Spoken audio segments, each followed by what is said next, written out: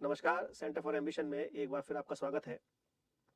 आज हम जिस विषय पर चर्चा करेंगे, वह विषय आपकी प्रारंभिक परीक्षा और आपके करंट अफेयर्स और आपकी सामान्य जानकारी के लिए बहुत ही महत्वपूर्ण है। जैसा कि आप मेरे पीछे देख रहे हैं कि ग्रेट निकोबार प्रोजेक्ट, ये विषय है आज चर्चा का। ये विषय क्यों महत्वपूर्ण है और सरकार ऐसा प्रोजेक्ट क्यों लेकर आ रही है और ये प्रोजेक्ट क्या है, इस सारे विषय पर हम चर्चा करेंगे। अभी हाल ही में आपने देखा कि राष्ट्रीय हरित न्यायाधिकरण ने एनजीटी, नेशनल ग्रीन ट्राइब्यूनल ने इस प्रोजेक्ट पर अपनी मंजूरी दे दी है। और ये प्रोजेक्ट अगर मैं कहूँ तो आर्थिक रूप से, सामरिक रूप से महत्वपूर्ण है, लेकिन इस प्रोजेक्ट के चलते हम कहीं ना कहीं जो ग्रेट निकोबार की एनवायरमेंट इकोलॉजी है, वहाँ का पारिस्थितिकी तंत्र है, वहाँ का जो पर्यावरण है, वहाँ की जो जैव विविधता है, उससे हम कहीं ना कहीं समझौता कर रहे हैं। लेकिन हमें पता है कि जब हम इस प्रोजेक्ट को लेकर आएंगे और इस प्रोजेक्ट के अंदर जिस प्रकार से इसका इम्प्लीमेंटेशन किया जाएगा, इसका क्रियान्वयन किया जाएगा, और इस प्रोजेक्ट में आपके airport, international container transshipment port की बात की गई है, ग्रीनफील्ड एयरपोर्ट की बात की गई है, टाउनशिप की बात की गई है और पावर प्लांट की बात की गई है। जब जब हम इन सबका इम्प्लीमेंटेशन करेंगे, वहाँ बनाएंगे, तो स्वाभाविक है कि वहाँ के पर्यावरण को नुकसान पहुँचेगा, वहाँ की जैव विविधता खतरे में आएगी, वहाँ की जो जनजातियाँ हैं वो पलायन करेंगी, और वहाँ के जो जीव जंतु हैं उनका जो घर है और उनको नुकसान पहुँचेगा। तो ऐसा क्या है इस प्रोजेक्ट में कि ये सब हमको मालूम होते हुए भी हमारा राष्ट्रीय हरित न्यायाधिकरण ने इसको मंजूरी दी।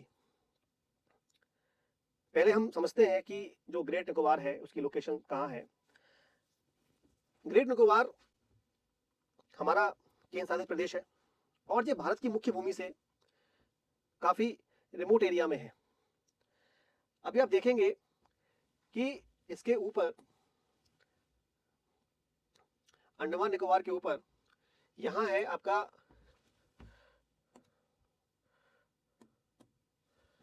कोको चैनल, और इधर आप देखेंगे ग्रेट निकोबार के नीचे यहाँ है ग्रेट चैनल।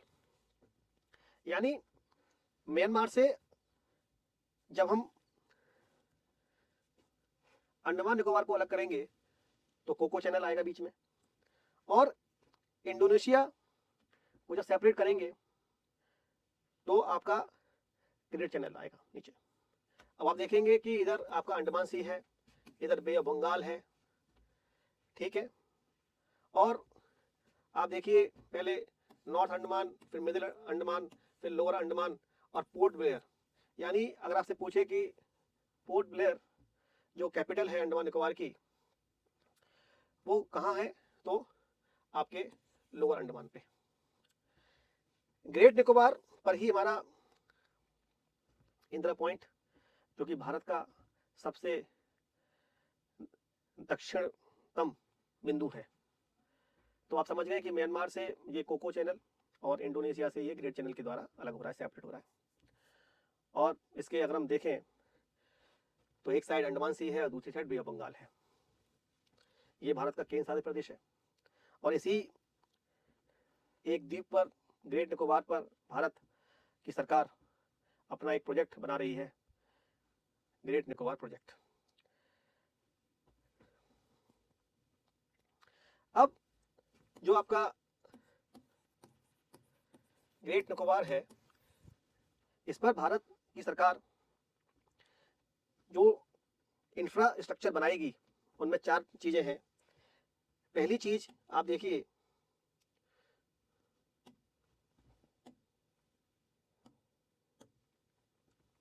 कि इंटरनेशनल कंटेनर ट्रांसशिपमेंट टर्मिनल, और ये ग्रेट निकोबार के जो गलाथिया बे है वहां पर बनाया जाएगा। अब इसका बनाने का क्या उद्देश्य है? आप देखते हैं कि जितना भी पूरे विश्व का जितना भी आयात निर्यात होता है, माल का एक देश से जाना, एक देश से दूसरे देश से माल का जाना, वो सारा आयात निर्यात समुद्र के रास्ते होता है, पानी के जहाजों के द्वारा होता है। तो भारत के पास ऐसा कोई पोर्ट नहीं है, ऐसा कोई बड़ा पोर्ट नहीं है जहां बड़े बड़े शिप आके ठहर सके और वहां से कंटेनर के द्वारा जिन कंटेनर में माल आता है वो कंटेनर उतर सके और भूमि के रास्ते, हवाई रास्ते, सड़क के माध्यम से, रेल के माध्यम से वो सब जगह भारत में पहुंच सके। अभी क्या होता है? अभी ये होता है कि अभी भारत का जितना भी माल का निर्यात या आयात होता है, तो वो बड़े बड़े जो मदर वेसल्स होते हैं, बड़े बड़े जो शिप होते हैं, वो अभी वर्तमान में आपके सिंगापुर, मलेशिया और आपका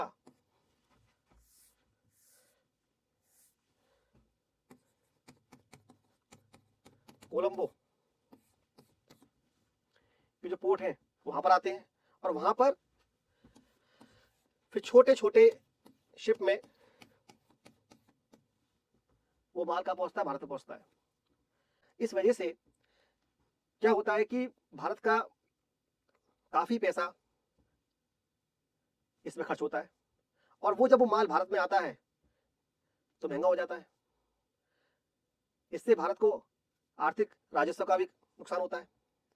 तो भारत सरकार ये चाहती है कि ऐसा एक पोर्ट बना दिया जाए, एक ऐसा बड़ा पोर्ट बना दिया जाए जो मदर वेसल्स जो शिप होते हैं वो सीधे यहाँ आए और यहाँ से सारा माल भारत में प्रवेश कर जाए और उसे किसी भी देश के ऊपर निर्भर ना रहना पड़े, जैसा कि अभी निर्भर है। दूसरा क्या है कि वो एक इंटरनेशनल एयरपोर्ट बनाने की बात हो रही है। इंटरनेशनल एयरपोर्ट यानी ग्रीनफील्ड एयरपोर्ट की बात हो रही है, और ये पोर्ट सिविलियन और आर्मी दोनों के लिए प्रयोग होगा। यानी सिविलियन लोग भी इसका प्रयोग कर सकते हैं और आर्मी समय आने पर इसका प्रयोग कर सकती है। ग्रीनफील्ड का मतलब क्या है? ग्रीनफील्ड का मतलब ये है कि वहां पर पहले से कभी भी एयरपोर्ट का इंफ्रास्ट्रक्चर नहीं है, कोई भी बेसिक चीज नहीं है, वहां जीरो से एयरपोर्ट का निर्माण किया जाएगा। और ये एयरपोर्ट ऐसा बनाया जाएगा कि इमरजेंसी में वहां पर एयरक्राफ्ट लैंड हो सके और लॉजिस्टिक चीजें कभी जरूरत पड़ने पर वहां पहुंचाई जा सके। एक टाउनशिप बनाने की बात हो रही है, और टाउनशिप यानी इंटीग्रेटेड टाउनशिप। और इस प्रोजेक्ट के चलते भारत की सरकार जैसे हांगकांग, सिंगापुर, दुबई जैसे शहर बसे हुए हैं, वहां पर जिस प्रकार से इंफ्रास्ट्रक्चर है, वहां बिल्डिंग है, पोर्ट है, एयरपोर्ट है, और जिस प्रकार से वहां पूरा बनाया गया है सिंगापुर को, हांगकांग को और दुबई को, वैसा ही स्ट्रक्चर बनाने की बात ग्रेट निकोबार में की जा रही है। वहां बेसिक नीड्स की सारी चीजें होनी चाहिए, hospitals, school, buildings, market complex. और आपको यह भी जानना चाहिए कि इन सब चीजों को चलाने के लिए पावर की आवश्यकता होगी, और पावर के लिए यहाँ पर एक पावर प्लांट की बात की गई है, जो पावर प्लांट कोयले से नहीं चलेगा, कोयले से बिजली नहीं बनेगी उसकी, वो बिजली बनेगी आपके रिन्यूएबल एनर्जी यानी गैस और आपका सोलर प्लांट। तो इसी ग्रेट निकोबार में भारत की सरकार एक ट्रांसशिपमेंट पोर्ट की बात कर रही है, एक ग्रीनफील्ड एयरपोर्ट की बात कर रही है, एक पावर प्लांट की बात कर रही है, और एक टाउनशिप, यानी इसको ऐसे बसाया जाएगा जहां सारी चीजें व्यवस्थित रूप से होनी चाहिए। लेकिन जब ये सारी चीजें होंगी, इनका इम्प्लीमेंटेशन होगा, तो स्वाभाविक है कि यहाँ पेड़ काटे जाएंगे। आप देख रहे हैं कि जो ग्रेट निकोबार का जो ईस्टर्न पोर्शन है, जो आप देख रहे हैं, ईस्टर्न पोर्शन पर ही ये सारी चीजें बनाई जाएंगी। और जो सारा आपको जो ग्रीन कलर का ये पोर्शन दिख रहा है, इसमें लाखों पेड़ हैं, इनको काटा जाएगा। और जो गैलेथिया बे है, गैलेथिया बे आपके लेदर बैक जो कछुए होते हैं, दुनिया का सबसे बड़ा उनका प्रजनन केंद्र है, उसकी क्षति होगी। वहां की जो ट्राइब्स है, सेंटिलीज और शोम्पेन, ये पीबीटीजी ग्रुप्स में आते हैं, इनका पलायन होगा, यहाँ की जैव विविधता को खतरा पहुंचेगा। और जो ग्रेट निकोबार है वो रिंग ऑफ फायर में आता है। रिंग ऑफ फायर में आने के कारण ये भूकंपीय क्षेत्र में आता है, जोन 5 में आता है, तो कभी भी यहाँ पर सुनामी का खतरा पैदा हो सकता है। भारत सरकार इन सब बातों को जानने के बावजूद भी यहाँ पर ये प्रोजेक्ट पर काम कर रही है, इसकी मंजूरी एनजीटी ने दी है। लेकिन इसका आर्थिक महत्व देखते हुए सरकार इसका इंप्लीमेंटेशन करेगी। लेकिन आर्थिक महत्व से ज्यादा इसका है सामरिक महत्व, और सामरिक महत्व इसलिए है क्योंकि जिस प्रकार से चाइना का प्रभुत्व आपका हिंद महासागर में बढ़ रहा है, और जिस प्रकार से चाइना भारत को स्ट्रिंग ऑफ पल्स के द्वारा घेर रहा है, उसको काउंटर करने के लिए ये प्रोजेक्ट बहुत ही महत्वपूर्ण है। अब मैं आपको समझाता हूं अच्छी तरीके से।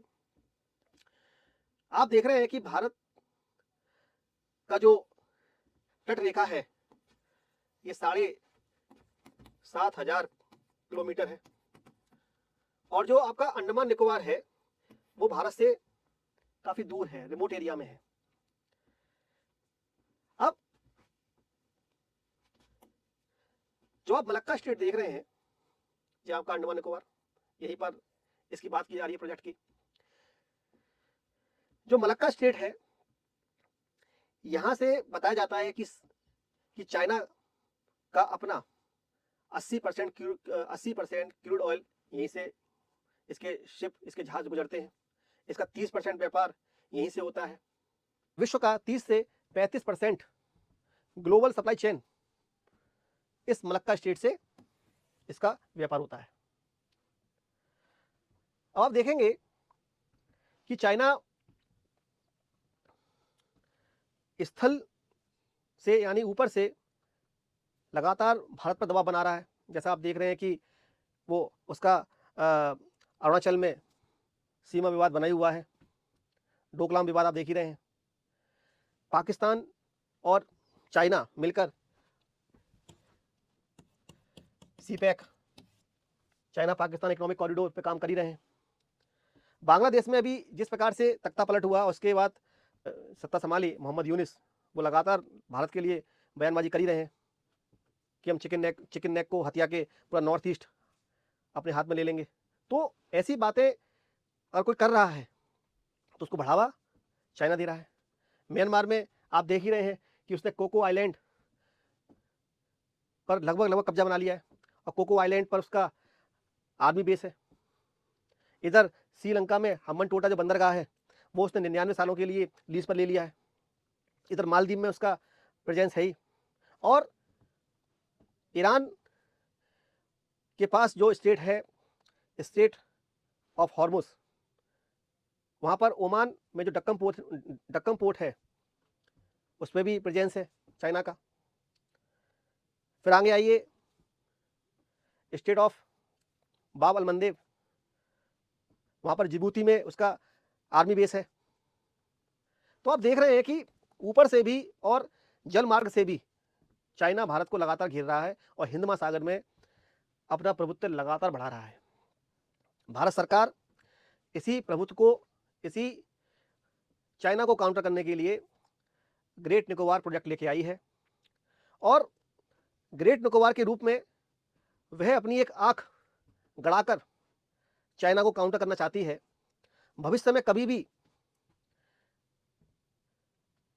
ऐसी स्थिति आ जाए तो चाइना को ग्रेट निकोबार से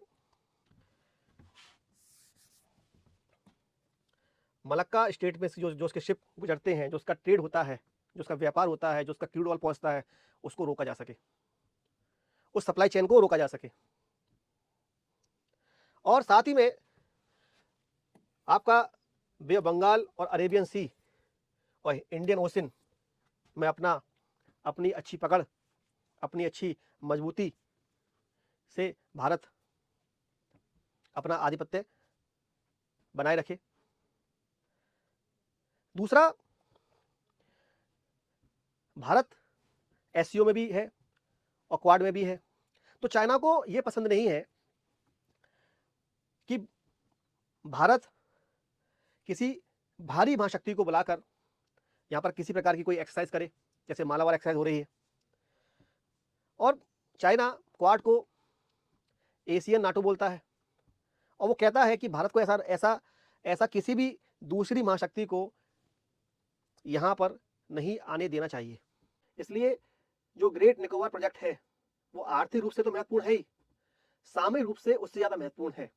और आर्थिक रूप से महत्वपूर्ण और सामरिक रूप से महत्वपूर्ण के चलते हम पर्यावरण से समझौता कर रहे हैं, जानते हैं, लेकिन अभी वर्तमान में स्थिति यह है कि कहीं हम थोड़ा सा कंप्रोमाइज करके, कहीं पर थोड़ा समझौता करके हम आने वाले समय में जो खतरा पैदा हो सकता है उसको काउंटर किया जा सके। इसलिए ग्रेट निकोबार प्रोजेक्ट भारत सरकार लेकर आ रही है। आपको समझ में आया होगा ग्रेट निकोबार प्रोजेक्ट। नमस्कार।